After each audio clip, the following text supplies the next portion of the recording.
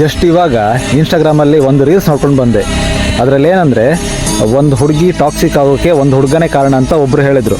ಯಾವ ಥರ ಅಂದರೆ, ಒಂದು ಹುಡುಗಿನ ಲವ್ ಮಾಡ್ತೀನಿ ಅಂತ ಹೇಳಿ ಮದುವೆ ಆಗ್ತೀನಿ ಅಂತ ಪ್ರಾಮಿಸ್ ಮಾಡಿ ಅವಳ ಎಮೋಷನ್ ಜೊತೆ ಅವಳ ಫೀಲಿಂಗ್ಸ್ ಜೊತೆ ಆಟ ಆಡಿ ಅವಳನ್ನು ಎಲ್ಲ ಥರ ಯೂಸ್ ಮಾಡಿಕೊಂಡು ಬಿಟ್ಟಾಕಿದ ಮೇಲೆ ಆ ಹುಡುಗಿ ಟಾಕ್ಸಿಕ್ ಆಗ್ತಾರೆ ಅಂತ ಒಬ್ಬರು ಹೇಳಿದ್ರು. ಆಮೇಲೆ ಆ ಹುಡುಗಿ ಇನ್ನೊಂದು ರಿಲೇಷನ್ಶಿಪ್ ಹೋಗಬೇಕಾದ್ರೆ ಅಂದರೆ ಯಾವ್ದಾರ ಒಂದು ಹುಡುಗ ಅವಳಿಗೆ ಪ್ರಪೋಸ್ ಮಾಡಿದ್ರೆ ಅವಳು ಆ ಹುಡುಗನ ಫೀಲಿಂಗ್ಸ್ ಜೊತೆ ಆಟ ಆಡೋಕ್ಕೆ ಶುರು ಮಾಡ್ತಾಳೆ ಅಂತ ಅವ್ರು ಹೇಳಿದ್ದನ್ನು ನಾನು ಕೇಳಿದೆ. ನಾನಿವಾಗ ರಿಯಲ್ ಆಗಿ ಒಂದು ವಿಷಯ ಹೇಳ್ತೀನಿ.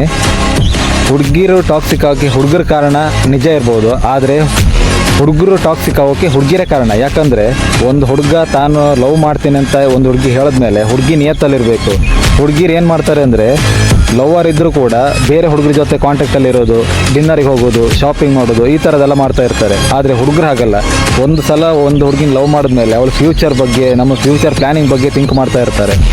ನಾವು ಹುಡುಗರು ಲವ್ ಮಾಡಿದ್ಮೇಲೆ ನಮ್ಮ ಪಕ್ಕ ಐಶ್ವರ್ಯ ರೈಯೇ ಬಂದು ನಿಂತ್ಕೊಂಡ್ರು ನಾವು ಯಾವುದೇ ಕಾರಣಕ್ಕೂ ಅವ್ರನ್ನ ಮೂಸ್ ಕೂಡ ನೋಡಲ್ಲ. ಆದರೆ ಹುಡುಗಿರು ಹಾಗಲ್ಲ. ಒಂದು ಲವ್ ಮಾಡಿದ ತಕ್ಷಣ ಇನ್ನೊಂದು ಯಾವುದಾದ್ರೂ ಹುಡುಗ ಅಂದರೆ ಚೆನ್ನಾಗಿರೋನು, ಕಾರ್ ಇರೋನು, ದುಡ್ಡಿರೋನು, ಬೈಕ್ ಇರೋನು, ಈ ಥರದ್ದು ಯಾವುದಾದ್ರು ಹುಡುಗ ಅವ್ರ ಕಣ್ಣೆದುರಿಗೆ ಬಂದರೆ ಇಮಿಡಿಯೇಟ್ಲಿ ಅವ್ರ ಮೇಲೆ ಕ್ರಶ್ ಆಗುತ್ತೆ. ಆಗಲಿಲ್ಲ ಅಂದರೆ ಅದು ಅವ್ರ ಹುಡುಗಿರೇ ಅಲ್ಲ. ಇದನ್ನು ರಿಯಲ್ ಆಗಿ ಒಂದು ಹುಡುಗಿ ನನ್ನ ಹತ್ರ ಹೇಳಿದ್ದು ಸತ್ಯ ಇದೆ.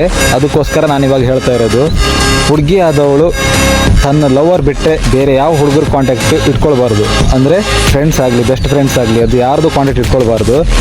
ಹುಡುಗ ಆದವನು ಯಾವುದೇ ಒಂದು ಹುಡುಗಿ ಜೊತೆ ಕಾಂಟ್ಯಾಕ್ಟ್ ಇಟ್ಕೊಳ್ಬಾರ್ದು. ಅದು ಮೇಯ್ನ್. ಹುಡುಗರು ಲವ್ ಬ್ರೇಕಪ್ ಆದಮೇಲೆ ಹುಚ್ಚರಾಗಿರೋದನ್ನು ನಾವು ನೋಡಿದ್ವಿ. ಆದರೆ ಹುಡುಗಿರು ಲವ್ ಬ್ರೇಕಪ್ ಆದಮೇಲೆ ಹುಚ್ಚರಾಗಿರೋದನ್ನು ಯಾರಾದರೂ ಒಬ್ಬರು ನೋಡಿದರೆ ನನಗೆ ಡೈರೆಕ್ಟಾಗಿ ಮೆಸೇಜ್ ಮಾಡಿ, ನಾನು ಅವಾಗ ಹೇಳ್ತೀನಿ ಏನಂತ. ಹುಡುಗಿ ಟಾಕ್ಸಿಕ್ ಆಗೋಕ್ಕೆ ಹುಡುಗ ಕಾರಣನೇ ಇರ್ಬೋದು, ಆದರೆ ಹುಡುಗ ಟಾಕ್ಸಿಕ್ ಆಗೋಕ್ಕೆ ಹುಡುಗಿನೇ ಕಾರಣ. ಹುಡುಗಿ ಅನ್ನೋಳು ನಿಯತ್ತಾಗಿದ್ದರೆ ಪ್ರೀತಿ ನೆಟ್ಟಾಗಿರುತ್ತೆ, ನೆನ್ಪಿಟ್ಕೊಳ್ಳಿ.